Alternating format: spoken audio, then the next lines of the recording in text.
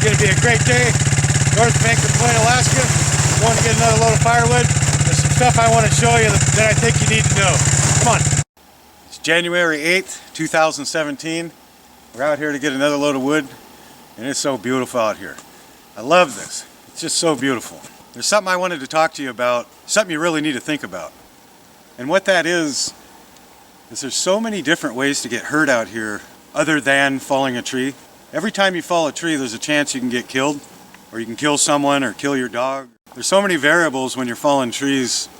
You know, it could be windy, the tree could be rotten, it could explode, it could fall back on you. Just so many different things.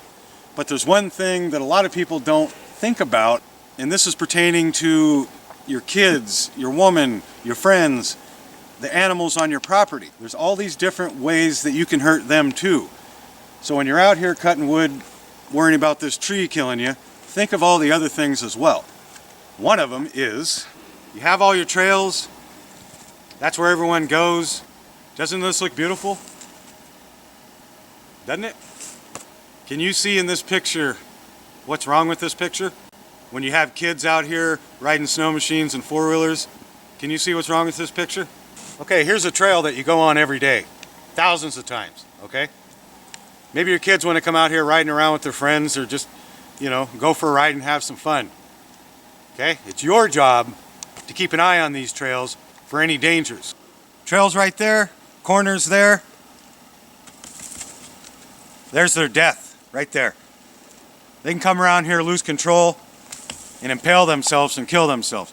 Anything you see like this around your property, even if it's not your property, cut that out of there. Get rid of it.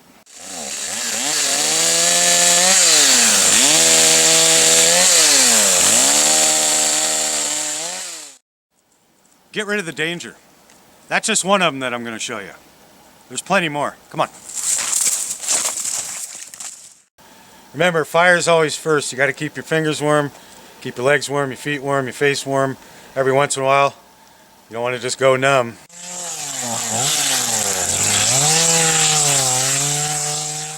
And when you're out here on your mission to get your firewood, you notice every little thing on your property. You see something out of place, you know, something that can hurt someone, you know, especially you're thinking of how do I get rid of that? And that's what I'm going to show you. One of the saddest things I ever seen was a big, beautiful bull moose. Probably had a 60-inch rack. Just majestic, just beautiful, with his leg dangling like that. You know, I can't save all the animals, but on my property, if I see something that's a hazard, even for a moose, I'm going to remove it. We're cutting out here right now, and I noticed something that can hurt an animal. So I'm going to take care of it. This. And here's what happens. You got a log here. See that? Moose comes along, steps here, goes over, breaks his leg in half. That's how the moose break their legs. Like I said, I can't save all the moose, but if I can save moose on my property from breaking their legs and going through misery, especially in the wintertime, I'm going to cut this out of the way. I'm thinking.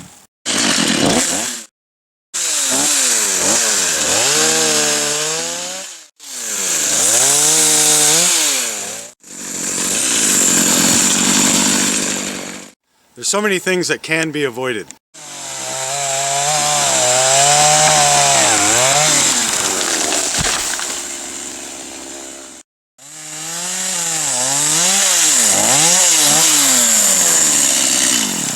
This is primo birch. Wow! No moisture at all. Completely dry. Look at this. Look how light that is.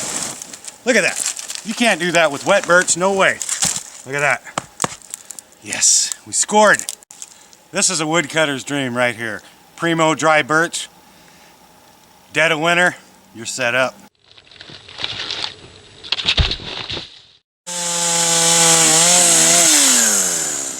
This day's off to a great start already. We got 2 birch at the same time, bone dry. You can't ask for anything more. And another thing that's very dangerous, these and snow machines. When your kids have their friends over and they want to go out for a ride, go with them, supervise them.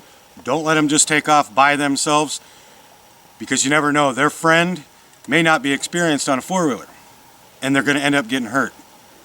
When I was a kid, my friend came over with a brand new snow machine his dad just bought. He was so excited, he wanted me to ride it. He let me take it for a run. It was much bigger than I was. It was really fast. I ended up breaking my leg right in half out in the middle of nowhere. Talk about pain. Talk about putting my parents through something they shouldn't have had to go through. So think about it. Friends' kids are over. Don't let them just take off on your machines or your kids' machines. There's a chance they can get hurt, and you're going to feel really bad for the rest of your life. Off to a good start.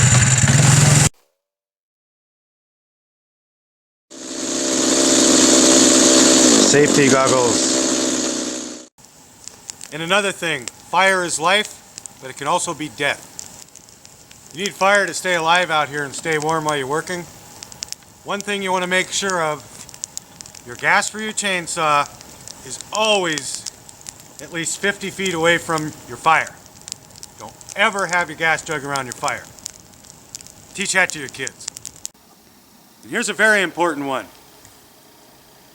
Friends and family come over, they come out on your property to set up a tent, go camping out in the woods. Don't ever set your tent up near a tree. I've seen it 100 times. Tent set up next to a tree, that's not going to work. Windstorm, this tree's going to blow over right on your tent. Don't put your tent or allow anyone you know to put the tent around a tree. Put them next to smaller trees, something more safe.